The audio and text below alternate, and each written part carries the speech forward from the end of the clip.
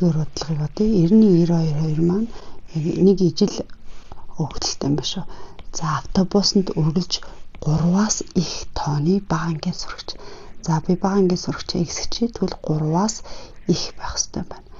8-аас их тооны ахлахангийн сурагч. Ахлахангийн сурагчаа эргүүл энэ маань 8-аас их хүүхдэл суух хэрэгтэй байна. Тэгээд хамгийн ихтэл 20 хүүхэд суух боломжтой гэдэг маань X-ийн нийлбэр нь 20-оос л хэтрэхгүй байна. За тэгээд сууж байгаа хүүхдийн тоо учраас энэ маань X-ийн маань тэгээс ирсэх байх хэрэгтэй шүү дээ. За тэгвэл эдгээр нөхцөлийг илэрхийлэх тэнцвэрчдийг бичээд тэгэхээр энэ гурав биччихлээ. Тэдгээрийн шийд болох мужийг төрслөн харуулаарай гэж нэгнийх нь. За тэрийг төрсөлчээ. Тэрний дараа автобусны 1 сарын төлбөрт ахлахангийн сурагч болон 32,000 төгрөг, бага ангийн сурагч болон 20,000 төгрөг төлдөг. Тэгвэл автобус сурд хамгийн их төлбөр авах цэгийн координат буюу X эрх хүний тоогоо олох юм шүү дээ. За эхлээд энийг бүгдээрээ зуръя. За энэ бүгд хүний тоо тгээс учраас бүгдээрээ эрэг хэсэгтэн зурч. За тэгэхээр ийшээгээ Y тэглэг, ийшээгээ X тэглэг. Y. За эхнийх нь X нь 3-аас гэхээр 1 2 3. За 3 маань энэ үчтэй. Тэгэхээр X нь 3 гэдэг маань шулуун маань энэ 3-аас их гэхээр энэ хэсэг. За дараагийнх нь болохоор яасан гэсэн чинь Y нь 8-аас гэж. Тэгэхээр Y тэнцүү 8 маань болохоор за би багцаагаар энд гаргадчих. Тэгэхээр Y тэнцүү 8 буюу Y нь 8-аас их гэхээр энэ дэтэл хэсэг. Тэгэхээр нэрийн нэгэн зэрэг биелүүлж байгаа эсвэл энэ завсарт байгаа юм биш үү те. Өөрөлдвөл манайх цааны эхний хоёрыг хангаж байгаа хэсэг цэвэн координатууд энэ дотор байгаа. За одоо энийг харъя. Энэ маань юу вэ гэсэн чинь Y нь за X-ийн нөгөө ташрагч 20-оос х x-ээс бага буюу Y тэнцүү 20-оос х x гэсэн шалгууныг зорыг бүгдээ. За яг энэ X-ийн хооронд энэ хоёр тоогоо авчилна дамар юм байна. Тэгээ би X-ийн хооронд яг 3-ыг авъя. Тэгэхээр 17 юм байна. Y-ийн оронд болохоор 8-ыг авчихаар 12 юм байна. Тэгэхээр 3 байхад 17 гэхээр за энд ингээд 17 өгчтэй. За нөгөөт нь болохоор 12 байхад 8. За нэг 12-ыг гээд авсан чинь яг 8. Тэгэхээр энэ маань ийм шулуун байна. За энэ шулуунаас бага 20-оос х x шулуунаас бага хэсэг гэж. Тэгэхээр одоо биднээс хайх ёстой цэгүүд маань энэ гурвалжин дотор байгаа цэгүүдийг л авах биш бүгдээрээ. За ингээд төрсөлчнэ. За тэгээд дараагийнх нь 92 дугаар болгоны асуудал болохоор ахлахангийн сурагч болгон 32,000 төгрөг төлнө. Ахлахангийн сурагч Y байгаа юм чинь Y сурагч болгон 32,000 төгрөг. За бага ангийн сурагч X байгаа. Бага ангийн сурагч болгон 20,000 төгрөг төлнө гэсэн. Тэгвэл хамгийн их төлбөр авахын тулд одоо би X Y нь хүүхдийн дан хэд байгааг олох нь шүү дээ. Тэгэхээр эндээс бүгдээр энэ хоёр маань хоёулаа 4,000 хуваагдах юм байна. 4,000-ыг хаалтан саргачнаа. Тэгэхээр энэ маань 8Y. За нөгөөх нь болохоор 4,000 хуваачаар 5x гэсэн. За энэ бол 4,000 тогтмол. Тэгэхээр 8Y гэдэг нь 5x нь хамгийн их байх x эргээ олъё бүгдээр. За тэгэхээр одоо энд нөгөө Y нь болохоор ер нь аль болох их байсаа бай тээ. Яг л би 8-аар хүчилж байгаа юм чинь тэгвэл арай их тоогарна гэсэн үг шүү дээ. Тэгэхээр Y нь аль болох их байхаар бол. Манай Y эндээс харсан чинь хамгийн ихтэй яг эндээс харахад бол 17-оос л 9 байгаа юм байна шүү дээ. За яг 3 буйлын чи 17 болчихно. За гэтэл манайх 3-аас их гэж байгаа. Тэгэхээр эндээс яасан гэсэн чинь 17 бол байх боломжгүй гэсэн үг тий. Тэгэхээр Y нь аль болох ихээр нь бүгдээр сонирх юм. Хэрвээ Y нь 16 авах юм бол шүү дээ. Яах юм гэс манай нийлбэр чи 20-оос ирэхгүй шүү дээ. Тэгэхээр тэр үед X нь 4 гэж үзье л да. X нь 4-ээр маань хэсэг хангаж байгаа болж байна. За энэ X нь 4 энийг нэг сонирхъя тий. Эсвэл одоо Y нь 15 болчихлоо шүү дээ. Тэр үед X нь тэгвэл хэд вэ гэсэн чинь 5 болчихно. За манайх энэ маань 3-аас их гэдэг нүслийг хангаж байна. Y нь 8-аас их нийлбэр нь 20-оос ирэхгүй хэрэг зүг байгааз. За ингээл гих машин шалгаж болно. Y нь 14 байл X нь 6 гэл тий. За ингэж явсаар байгаад буюу эндээс бүгд харъя л та. Тэгэхээр бол 8-ын Y дээр нэмэх нь 5x-ийн сонирхож шít. Тэгэхээр 8-ыг хүчин Y нь 16, 5-ыг хүчин X нь 4. Тэгэхээр эн чинь болохоор 80, 48 чинь 128, нэмэх нь 20. Тэгэхээр энэ бол 148 гарч байгаа маань. За энэ үед хэд гарч байна харъя. 8-ыг хүчин Y нь 15, X нь болохоор 5. Тэгэхээр эндээс энэ маань болохоор 120, 25. Тэгэхээр 145 багс явчихна тий. За дараагийн сонирхох 8 нь 14, X нь болохоор 6 юм байна. Тэгэхээр 80 14-ийг нэмэрч чинь 80 дээр нэмэх нь 32 гэхээр 112 болоод тозог бүлэг 32 3-аас анхаар 112 байна. 5 6 30 гэхээр за ингээд багасаа авчихна уу. Тэгэхээр манай хамгийн их утга нь хаана үед гэсэн y нь 16, x нь яг 4 үед юм байна. За тэрийг хамгийн их утга нь хэд вэ гэхээр одоо би энэ 4000-ыг үржих нь 8y дээр нэмэх нь 5x-ийн хамгийн их утга нь болохоор хэдийн гэсэн чинь сая бүгдээрээ энийг ингээд олсон чинь 148 байсан. За 148-аараа одоо үржүүлчихнэ. Тэгэхээр миний гинэ атосны олж болох хамгийн дээд орлого нь 148-ыг үржих нь 4000 буюу 592,000 төгрөг сарда хамгийн дээдлээ олох боломжтой юм байна. Дараах өгдлийг ашиглаад ер нь бол 3 даалгавар гүйцэтгэх юм шиг бүгд. За тариачин хураасан улаан лалынхаа жинк хэмжээд кистограммаар харуулсан байна. За тэгэхээр одоо өөрөвл манайх 100-аас 140 орно гэхэд давтамжийн нэгтнээ 140-оос 160 орно давтамжийн нэгтнээ. За тэгэхээр аль завсрын давтамж хамгийн их вэ гэхээр эхлээд бүгдээрээ завсар бүрийнхаа давтамжийг олъё буюу талбайг нь олъё гэсэн үг. За тэгэхээр тул бүгдээр явах уу гэсэн чинь ийшээ болохоро 100-аас 140 онд энэ болохоро 40 урттай юм байна шүү дээ энэ завсар. За давтамжийн нэгтийг олъё гэсэн чинь энэ ингээд 2. За тэгэхээр энд бол 1 байгаа тий. Тэгэхээр нэг юм 0-оос 1 хүртэл нэг жиг 5 тэнцвэс тооцсон байна. Тэгэхээр яг энэний давтамжийн нэгт бол 1 бүхэл 5-ны 1 юм байна шүү дээ. За би энд ингээд биччихье. 100-аас 140 хооронд болохоро манай давтамжийн нэгт нь болохоро 1 бүхэл 5-ны 1 юм байна. За энийг бүгдээр юугаар хурцлах гэсэн чинь завсрынхаа уртаар хурцлан 40-оор хурцлана. Тэгэхээр энэ маань манай давтамж буюу талбай нь гарчин тий. Тэгэхээр эндээс 5-ны 6 гүрчин 40 болчихно. Тэгэхээр 8 болоод энэ 6-8-ийн 48. За энд бол 48 баг байна. За дараагийнх нь болохоор 140-өөс 160-ийн хооронд хичнээн шиг байгаа бүгдээ. За тэгэхээр давтамжийн нэгт нь хэд вэ гэсэн чинь ийшээгээ за энд 2 дутуу байна те. Тэгэхээр чинь 3 бүхэл 5-ны 3 дээр байгаа юм байна. 3 бүхэл 5-ны 3. Тэгэхээр энд давтамжийн нэгт нь 3 бүхэл 5-ны 3 юм байна. Энд болохоор манай завсрын урт чинь болохоор 20 урттай юм байна шүү дээ. За 20 уртлэхээр энд байгаа давтамж нь гарч ирнэ. Тэгэхээр 5-ны 15 18 буюу үржих нь 20 гээд ингээд орохоор 4 буюу 72 шиг буюу энд талбай нь 72 юм байна. За дараагийнх нь 180-аас 160 хооронд болохоор 160-аас 180 хооронд болохоор байна шүү дээ. Манай давтамжийн нэгт нь за бүгдээ харъя 6 гэсэн. Энэ шиг яг 5 нот ш. Тэгэхээр энэ яг 7 дээр байгаа юм шүү дээ. Тэгэхээр бүгдээ энэ болохоор давтамжийн нэгт 7-гоо завсрын урт 20 үржлэхээр энд бол 140 шиг байгаа юм байна. За хамгийн их давтамжийн нэгт аль вэ гэхээр ер нь бол энэ хараас энэ харагдж байна л да. За яг дараахны мөс олч надаас таа хэрэгтэй те.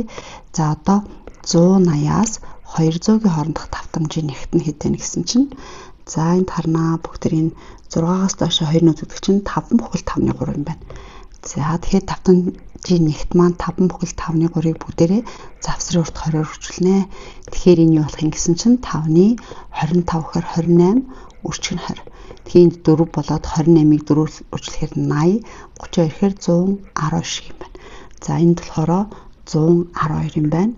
За одоо сүүлийнхээ олноо 200-аас 240 хооронд болохоор манайх завсрын урт нь 40, давтамжийн нэгт нь болохоор яг энэ болохоор 1 бүхэл 5-ны 4 юм байна те. За 1 бүхэл 5-ны 4 завсрын урт 40-оор үржүүлчих. Тэгэхээр эндээс 5-ны 9-ийг үржих нь 40 буюу ингээд 8, ингээд энэ бол 72 шиг байгаа юм шүү. За тэгэхээр одоо эхнийхээ асуултанд хариулъя. Хамгийн их давтамжийн нэгттэй завсар нь аль вэ гэхээр давтамжтай аль вэ гэхээр 140 буюу 180-аас 160 гэж 160-аас 180 хооронд гэж хариулах нь шүү бүгдээрээ. За энэ завсарт гэсэн үг.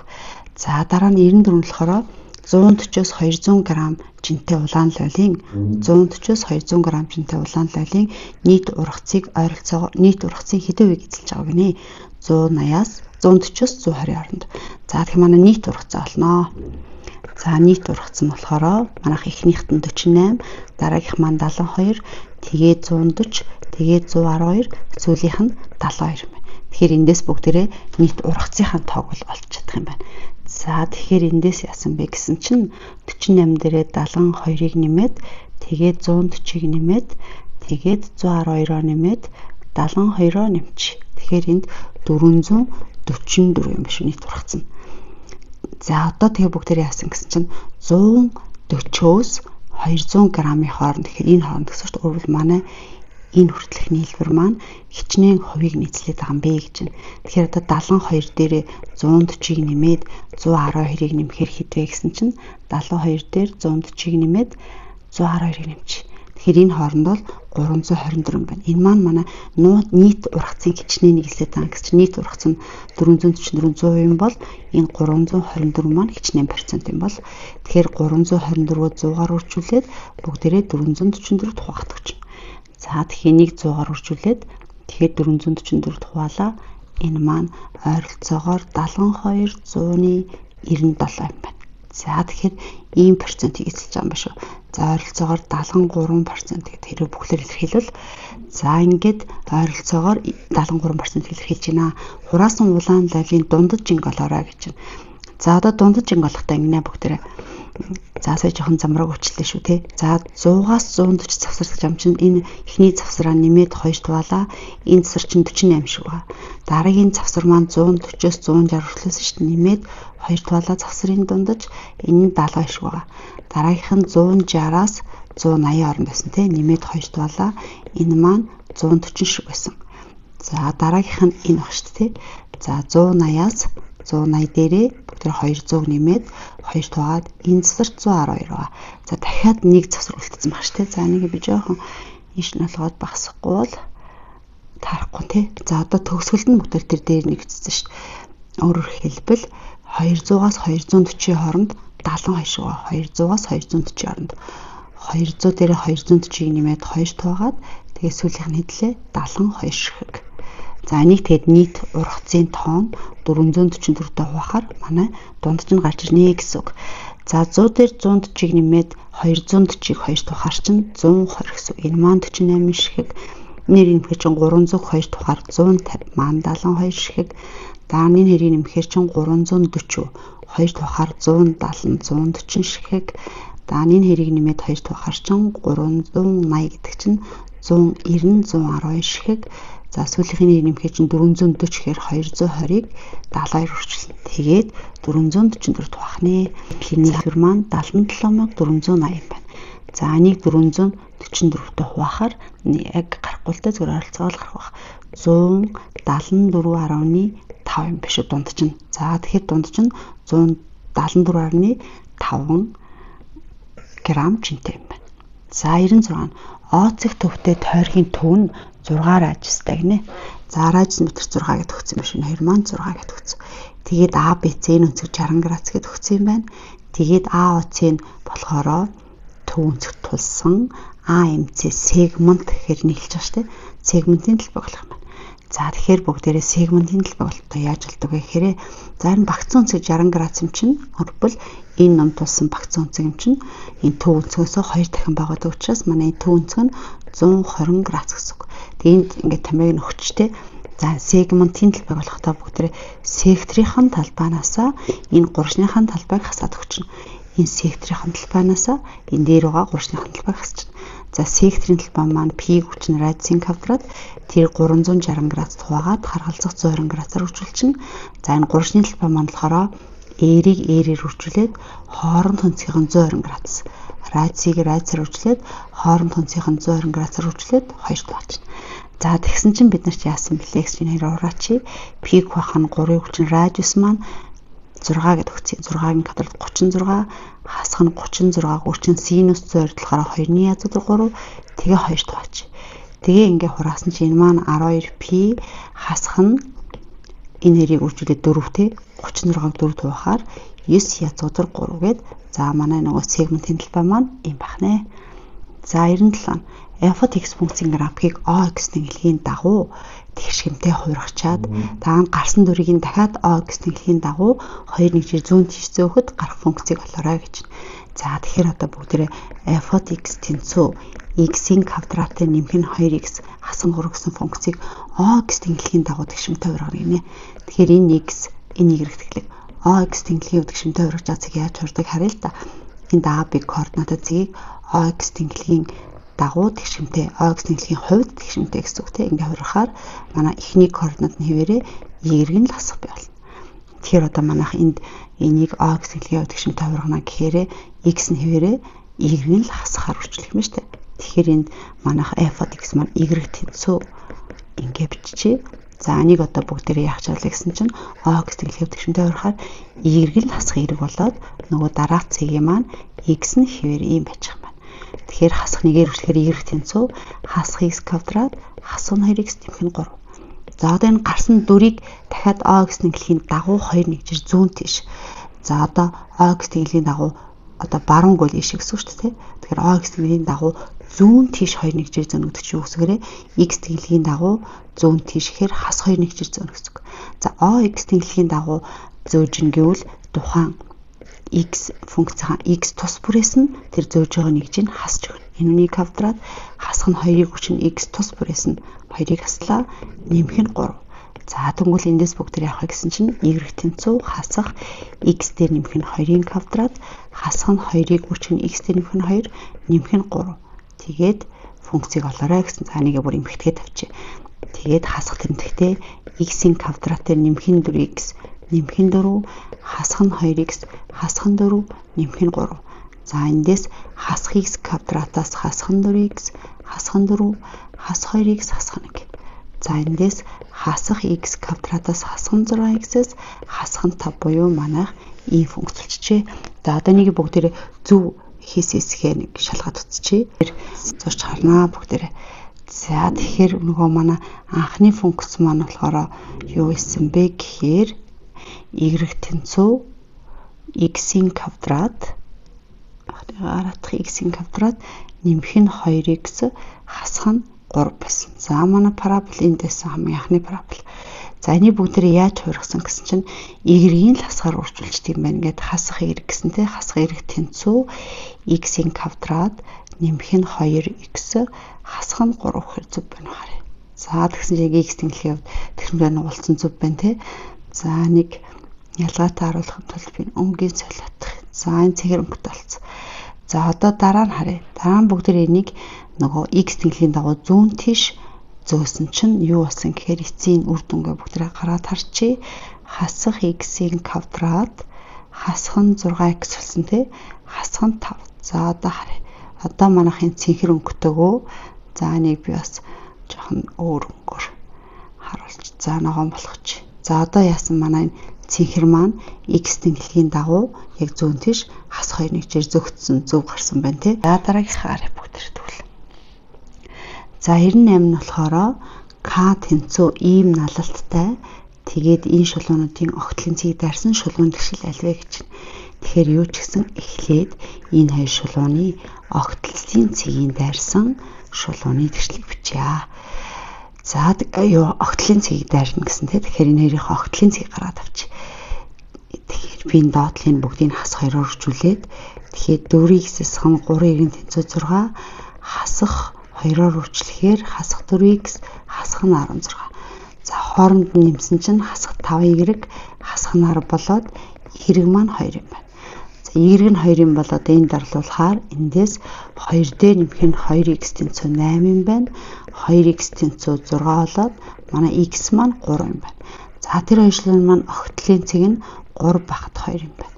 Тэгсэн чи одоо бүгд ийм налалттай гэсэн. Тэгэхээр манай шулууны налалт нь 2-1 гэд өгсөн.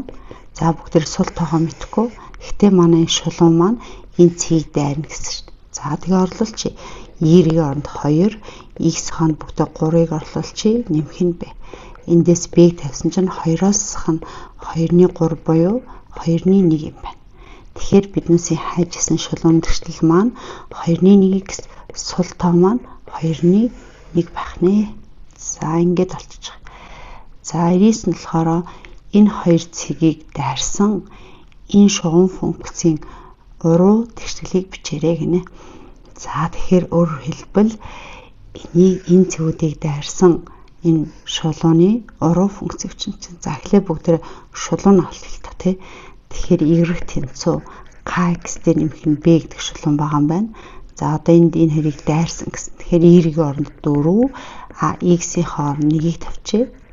За энийг дайсахаар y-ийн хооронд 10, x-ийн хооронд болохоор 3-ыг тавьчих. За тэгээ одоо эндээс хооронд хаслаа. За дээрээс нь татганасаар хасах 6 тэнцүү хас 2k болоод k-га олсон чинь 3 юм байна. K нь 3 юм бол одоо 3-аа энд ингээд тавьсан чинь b-ийн тэнцүү 1 болчих юм. Тэгэхээр манай шулуун маань y тэнцүү k нь 3 болчих. B 1 болчих тий. Одоо энэ үний уруу функцийг хичээрэй гэж. За уруу функцийг бүгд яаж хийдэг вэ гэсэн чинь y-ийн x-ээр солиод x-ийн y-ээр сольж. Тэгээ эндээсээ y болчихно. Тэгэхээр нэгээ урагшаа гаргалаа. 3y эндээс y-ийг болохоор x-с 1-ийг хуваах нь 3. За энэ бол манай энэ шулууны уруу функц байна. За уруу функц маань ямар үдгийг бүгдээрээ юу яа? Би таад энийг өөр бас давхар ингээд зурж ингээд харуулъя тий. Тэний ялгааг нь харуулах. Тэгэхээр 3x дээр нэмэх нь 1. За энэ манай анхны шулуун зав. За одоо уруу функцэн гэсэн бүгдээрээ сайрлсан y тэнцүү x-с 1-ийг хуваах нь 3 гэсэн байгаа тий. x-с 1-ийг хуваах нь 3. Хуваах нь 3. За энэ уруу функц гинэ. За би энэ жоохон өөр өнгөөр бүгдээрээ харъя тий. За тодулаан болох чинь уруу функц гинэ. Тэгэхээр уруу функц анхны функц хоёрыг ямар шинжтэй байдаг вэ гэж y тэнцүү x-ийн хувьд гişмтэй байдаг. Тэгэхээр y тэнцүү x гэсэн шулууныг би саянд зурж харууллаа тий. За жоохон тод цэнхрэнгөр зурчих. За y тэнцүү x-ийн хувьд яг гişмтэй байдаг уруу функц болгон. За тэгэхээр гişмтэй гэдэг нь бол харагдаж байна тий. Тийм болгонд гэсэн чинь энэ квадрат 3 гишүүнтийг бүтэн квадрат ялган ийм хэлбэрт оруулаад а б c-ийг утгыг болохоор гинэ. Тэгэхээр 4-ийг үрчний x квадратсах нь 12x нэмэх нь 10-ыг бүтэн квадрат ялган гэхээр бүгдээрээ эхнийхээс 4-ийг хаалнаас гаргачихаар x квадратаас нь 3x. За тэгээд ямар нэгэн тоо нэмж өгнө. Тэгээд 10. За бүтэн квадрат ялгахын тулд бүгдээрээ томьёо болох гэдэг шүү дээ. Тэгэхээр 2-ыг үрчгэн x квадратын x үрчин гэтэл манай 3 байх ёстой чинь 2-ны 3 буйлыг хураагдаад гарчин тий. За томьёо ойлгохын тулд 2-ны 3-ын квадратыг нэмээд өгчээ. За би байхгүй юм нэмж өгсөн чинь хасаад өгч. Тэгээд нэмэх нь 10. Тэгэхээр энэ хэсэг маань юу болох юм гэсэн чинь манай энэ хэсэг маань 4-ийг үрчин x-с хасах нь 2-ны 3-ын квадрат. Тэгээ 1 4-ний 9 байгаа тий. Нэмэх нь 10. За тэгэхээр хаалтад задлаад үржүүлчихээр 4-ийг үрчин x-с хасах нь 2-ны 3-ын квадрат хасах нь 4 4 хогдож 9 болчих юм байна. Нэмэх нь 10. Тэгэхээр эндээс 4-ийг үрчин x-с хасах нь 2-ны 3-ын квадрат нэмэх нь 1 гэсэн үг. За ингээ бүтэн квадрат ялгачаад энийг нь a, энийг нь b, энийг нь c гэсэн юм ба штэ. Тэгэхээр манай a гэдэг нь 4 юм байна. b гэдэг нь тэр тэмдэгтийн цуг аав шүү тий. c гэдэг нь 1 юм байна. Өөрөвл 4-ийг үрчин энд хасах байсан юм ба шүү. Тэгэхээр энэ яг энэ b гэрнэ. Тэгэхээр манайх энэ хасах юм чинь энд нэмэх 2-ны 3 хасахын тавьсан байсан байна. Тэгээд бүгд ингэж юу гэсэн чинь энэ 3-ын нийлбэрийг олоорой гэсэн. Тэгэхээр манай a нь 4, b нь 2-ны 3, c нь 1 юм шүү. Тэгэхээр 5 дээр нэмэх 1.5 буюу манай нийлбэр нь 6.5 гарах нэ.